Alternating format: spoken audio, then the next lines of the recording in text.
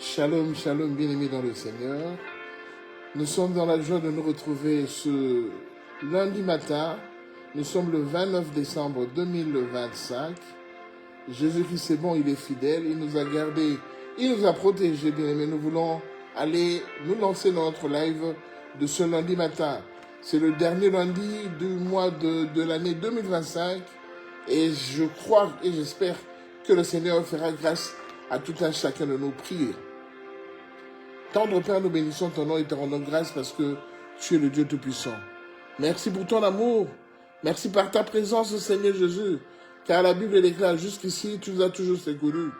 Et Ebenezer, tu es bon. Et Ebenezer, tu es fidèle.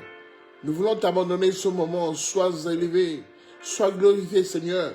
Que toi seul puisses encore nous assister du début jusqu'à la fin de ce live.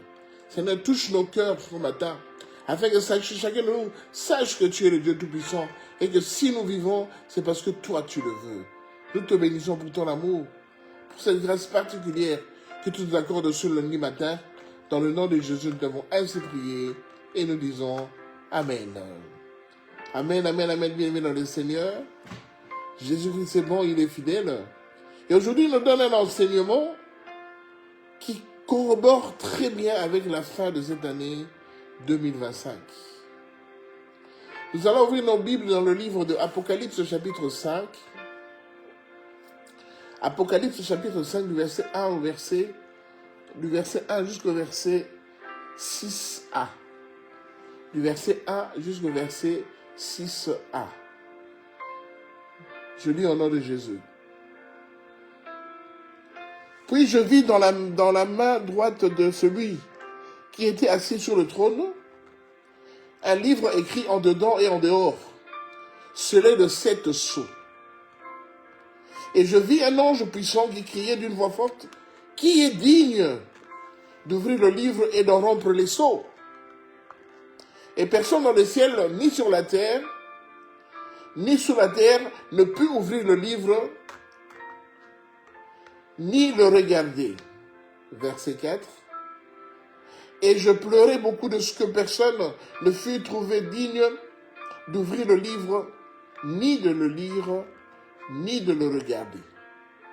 Et l'un des vieillards me dit, ne pleure point.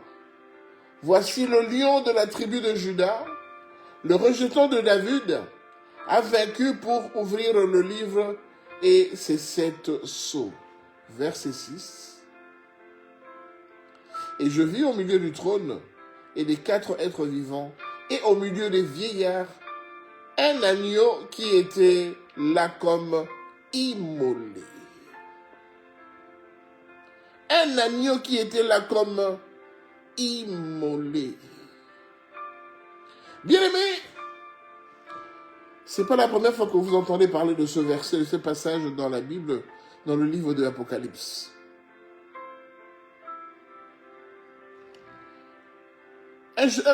Une personne se tenait avec un livre qui était scellé en dedans et en dehors, et c'était scellé de 7 sceaux.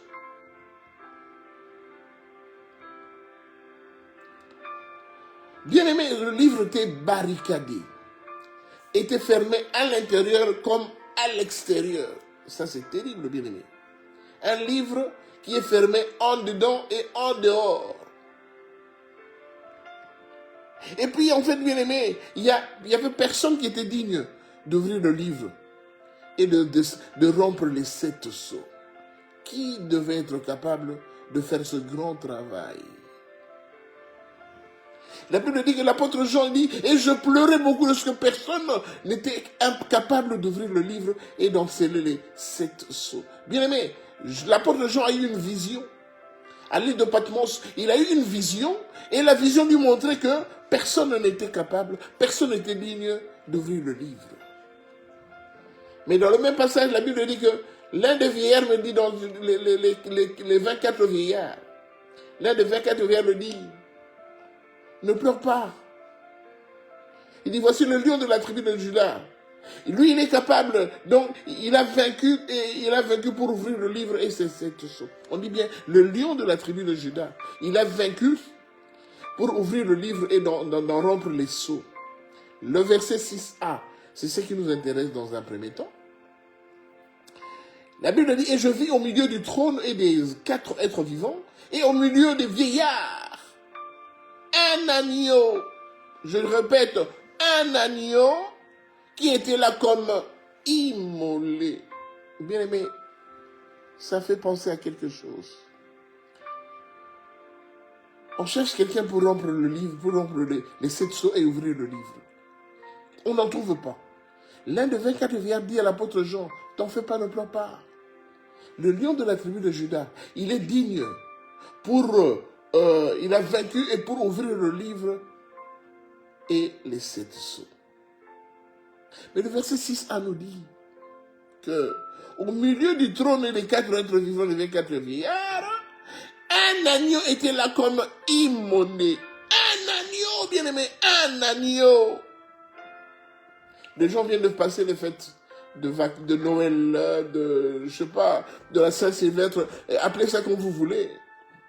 Mais on dit qu'un agneau, parce que nos frères, dans l'autre tendance d'église, des églises qui occupent quand même une bonne partie du monde, ces frères-là, ils fêtent la naissance de celui-là que nous prions nous tous. Chaque année, à pareille date, ils fêtent la naissance de Jésus. Pour eux, Jésus est né cette date-là. Je ne dis rien, je ne fais pas de commentaire.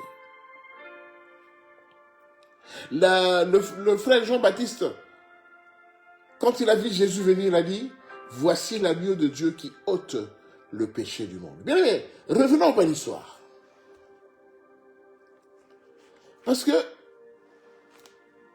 l'agneau, c'est quelque chose de hyper important dans le passage qui nous concerne aujourd'hui. Bien aimé, écoutez-moi bien parce que cela nous concerne aussi parce qu'on est à la fin de l'année 2025. Alors, on parle d'un agneau immolé. Alors, si nous allons dans Apocalypse chapitre 6, du verset 12 au verset 14, la Bible nous dit ceci. Je regardais quand il ouvrit le 6e sceau, et il y eut un grand tremblement de terre, le soleil devint noir comme un sac de crin. La lune entière devint comme du sang, et les étoiles du ciel tombèrent sur la terre, comme lorsqu'un figuier, secoué par un vent violent, jette ses figues vertes. Verset 14. Le ciel se retira comme un livre qu'on roule. Le ciel se retira comme un livre qu'on roule. Un livre qu'on roule. Le ciel se retira. Et toutes les montagnes et les îles furent remuées de leur place. Le ciel se retira comme un livre qu'on roule. Vous savez, dans le temps, quand on devait lire un passage dans la Bible, comme il n'y avait pas encore de livres comme nous aujourd'hui, on a la Bible avec les pages et tout ça, tout était écrit, bien aimé, sur des parchemins. Sur le parchemin, sur des morceaux de papier, avec le papyrus, nous connaissons tous l'histoire. Donc, bien aimé, et ces parchemins, quand on avait terminé d'écrire, on les enroulait. C'est-à-dire que pour lire le livre, il fallait prendre le rouleau qui concernait tel passage, le rouleau qui concernait tel passage, on devait dérouler le rouleau et lire. C'est ainsi que dans le livre de Ésaïe, chapitre 63, quand Jésus, il est venu à l'église ce jour-là, c'était ce jour de lire la parole de Dieu. Il a déroulé le rouleau. Il a dit que l'Esprit du Seigneur est sur moi et il m'a oint afin de libérer les captifs, proclamer une année de grâce pour les opprimés. Bien aimé, nous connaissons tous le passage. Ésaïe 63. Jésus avait déroulé le rouleau, il a lu ce passage et quand il a terminé, il a enroulé le rouleau, il a dit à tout le monde, à toute l'assemblée, aujourd'hui cette parole de l'Écriture, c'est accompli. Il parlait de lui. Mais il déroulait le rouleau. C'est pour vous montrer, bien aimé, c'est quoi le livre? Le livre qui était scellé du dedans et du dehors. Mais le livre, c'est quoi? Ici, on vient de dire que, au verset 14, le ciel se retira comme un livre qu'on roule. Un livre qu'on roule. Alors encore, parce qu'on sait d'abord à comprendre c'est quoi le livre avant d'aller voir l'agneau immolé. Quand nous allons dans le livre de Ésaïe chapitre 34, le verset 4. Ésaïe chapitre 34, le verset 4. La Bible nous dit ceci. Toute l'armée des cieux se dissout, Les cieux sont roulés comme un livre. Et toute leur armée tombe, comme tombe la feuille de la vigne, comme tombe celle du figuier. Je reprends. Toute l'armée des cieux se dissout. Les cieux sont roulés comme un livre. Je crois que vous comprenez où on est, on veut arriver. Les cieux sont roulés comme un livre. Et tout à l'heure, nous venons voir que le livre, le ciel c'est comme un livre, le ciel se retira comme un livre qu'on roule. Donc les cieux se retirent comme un livre qu'on roule. Ici, les cieux sont roulés comme un livre. Donc, par pléonasme, comme on dit, donc le livre dont on parle ici, c'est le ciel. On est d'accord? Le livre dont on parle ici, c'est le ciel. C'est pourquoi Jean pleurait, dit, personne n'est trouvé digne pour ouvrir le livre et d'enrouler, d'en rompre les 7 sceaux. Jean était en train de pleurer à l'île de Patmos. Il dit, Seigneur, quelle est cette vision? Cela veut dire quoi? Maintenant, nous comprenons que le livre dont il était question, c'est le ciel. Le ciel. Alors, bien aimé, la Bible nous dit aujourd'hui, nous sommes le 29 décembre 2025, que le livre, le ciel, parmi nous, beaucoup parmi nous, leur ciel est fermé. Leur ciel est fermé. Bien aimé, revenons à l'histoire, à la Genèse. À la Genèse. Le Seigneur, quand on le présentait, voici l'agneau de Dieu qui ôte le péché du monde. On parlait de Jésus-Christ de Nazareth. Parce que quand vous lisez bien aimé dans le livre de l'Apocalypse, le passage qu'on vient de lire, Apocalypse 5 et Apocalypse 6, on dit qu'il y avait le lion de la tribu de Juda. Ce lion était digne d'ouvrir le livre et d'en rompre les sceaux. Mais malgré que le lion était là, qu'il était digne d'ouvrir le livre et d'en rompre le sceau, la Bible nous dit quoi? La Bible nous dit que parmi tous ces gens-là, il y avait un agneau. Un agneau, il était comme immolé. C'est cet agneau-là, Jésus-Christ de Nazareth. C'est cet agneau-là qui est allé prendre le livre,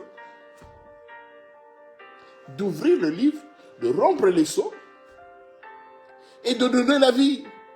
Bien aimé, pour ouvrir le livre, bien aimé, il faut être Dieu, il faut être le Seigneur Jésus-Christ, il faut être lui-même qui soit capable. Il n'y avait personne, bien qu'il y avait le lion de la tribu de Juda, mais c'est l'agneau immolé qui est allé ouvrir le livre, prendre le livre et ouvrir le livre. Bien aimé, retournons à l'histoire. Bien aimé, c'est un enseignement. Donc si tu peux écrire, ce serait quand même intéressant. Les enfants d'Israël sont esclaves en Égypte. Les enfants d'Israël sont esclaves en Égypte. Le Seigneur envoie Moïse pour aller les libérer. Il donne toutes les instructions à Moïse et Moïse y va. Nous connaissons toutes les plaies que Moïse et les enfants d'Israël ont dû vivre en Égypte. Mais avant de quitter, avant de sortir, avant d'aller traverser la mer Rouge, le Seigneur leur a dit, allez auprès des Égyptiens. Prenez toutes les richesses qu'ils ont. Bien aimé, écoutez bien. Prenez toutes les richesses qu'ils ont. Et vous allez repartir vers la terre promise avec toutes ces richesses-là. Tu vas me dire que c'est du vol. Non, ce n'est pas du vol parce que Dieu a autorisé à tous les enfants d'Israël qui étaient captifs, qui étaient des esclaves en Égypte, il leur a autorisé d'aller prendre toutes les richesses des Égyptiens. Parce que pendant que vous étiez esclaves, vous travaillez, vous produisiez comme pour eux, et eux, ils gagnaient maintenant le meilleur. Ils gagnaient maintenant toutes les bénédictions découlant de votre travail. Donc tout ce qu'ils possèdent là, cela revient à vous. C'est à vous. Donc allez prendre toutes ces richesses-là, et quand vous allez partir, partez avec eux parce que c'est à vous maintenant. Bien aimé, c'est ce que les enfants d'Israël ont fait. Et quand ils ont traversé la mer Rouge, le Seigneur leur a recommandé de manger, de tuer un agneau de moins de 1 an de le manger avec de l'herbe amère. Et c'est ce qui a canalisé, c'est ce qui a officialisé le passage de l'Égypte vers le désert, vers la terre promise. C'est que beaucoup vont célébrer bientôt le Pessa. Donc le Pessa, le passage, la traversée. Donc pour traverser, le Seigneur leur a recommandé de manger un plat spécial. Il s'agit d'un agneau de moins de 1 an qu'on devait frire avec de l'herbe amère.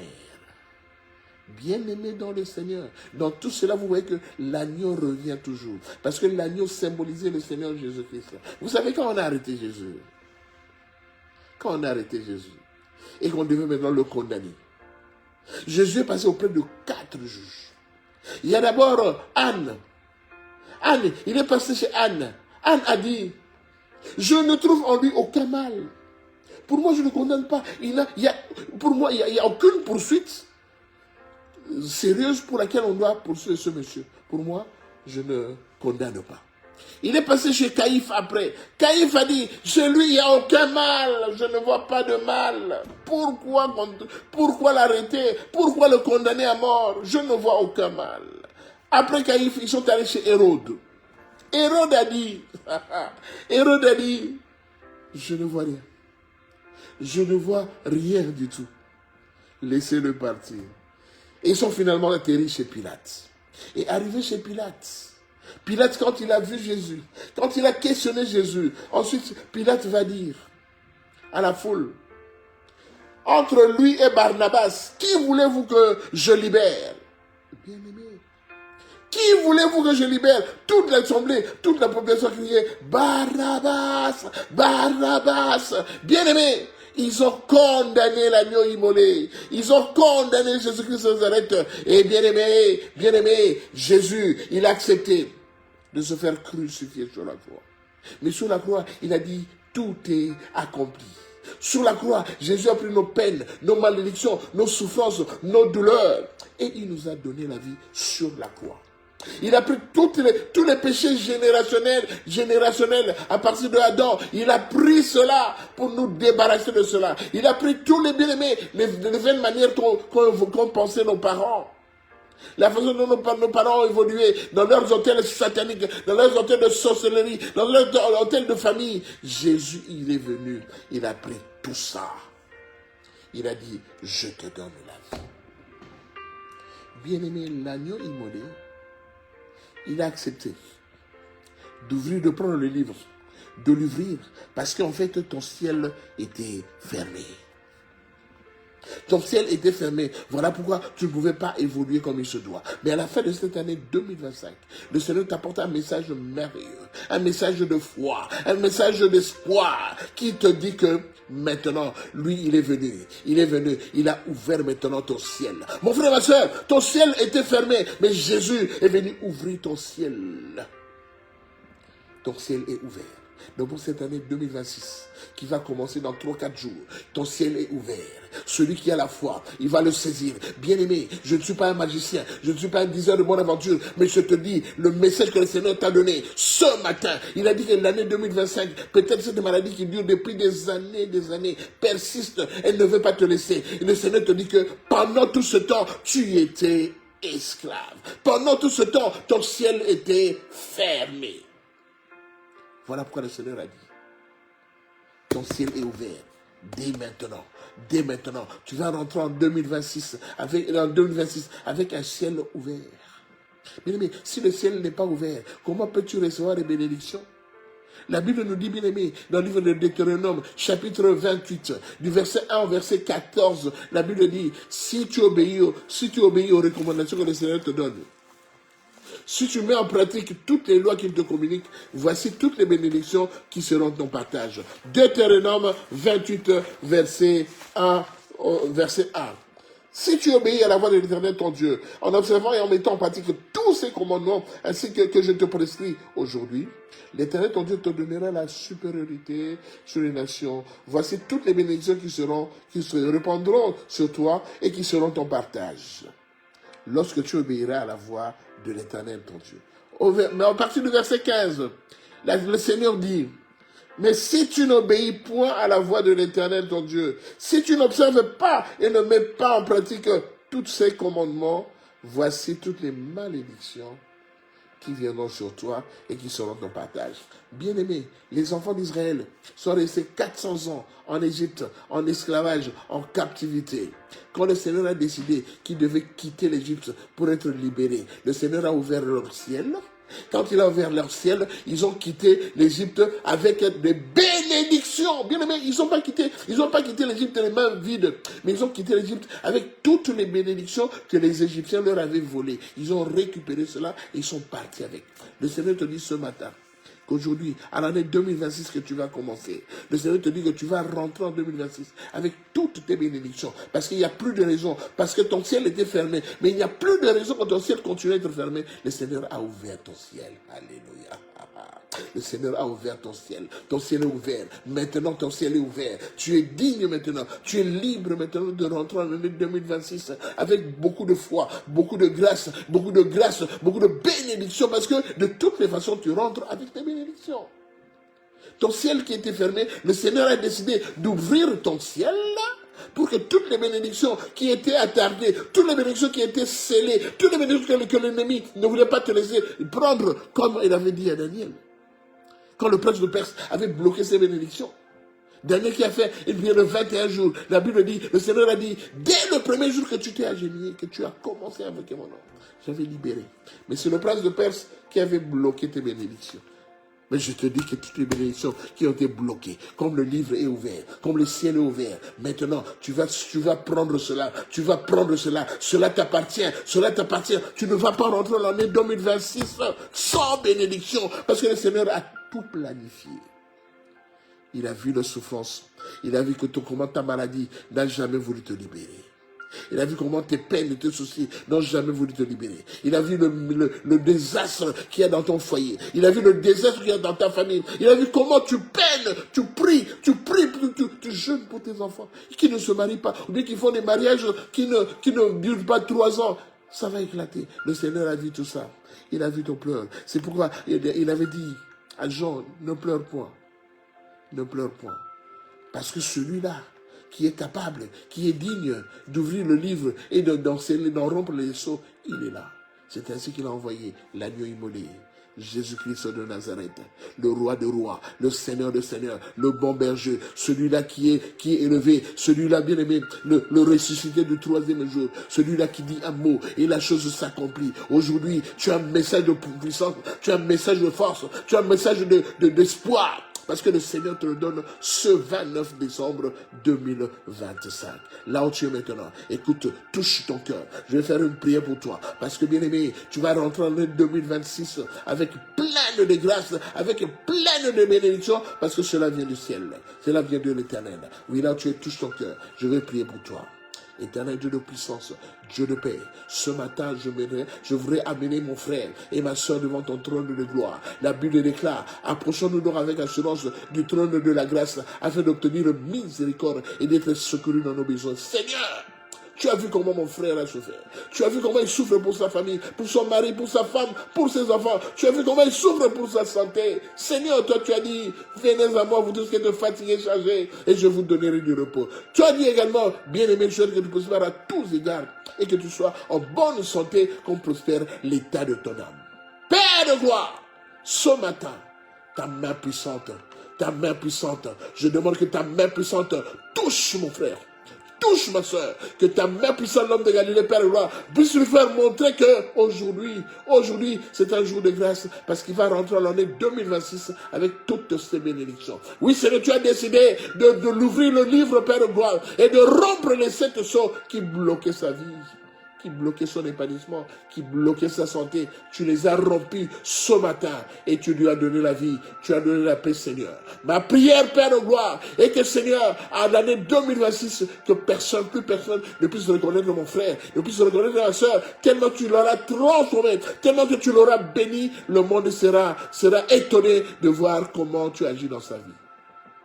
Laisse que ta puissance se soit manifestée. Laisse que ton esprit dirige mon frère. Laisse que ta grâce l'accompagne partout où il sera, parce que tu es ce Dieu-là qui veille sur ses enfants. Je te bénis pour ton amour et pour ta grâce. car en ce jour, nous savons que tu feras encore de merveilles dans nos vies. Merci Seigneur pour l'année 2026 qui va arriver, Père, parce que ce sera une année où nous vivrons pleine de grâce avec ta puissance et ta présence dans nos vies. C'est dans le nom de Jésus que nous t'avons ainsi prié. Et nous disons Amen. Amen, amen, amen, bien-aimé dans le Seigneur. Soyez béni, tu es béni mon frère, tu es béni ma soeur, parce que l'année 2026, c'est une merveilleuse année pour toi.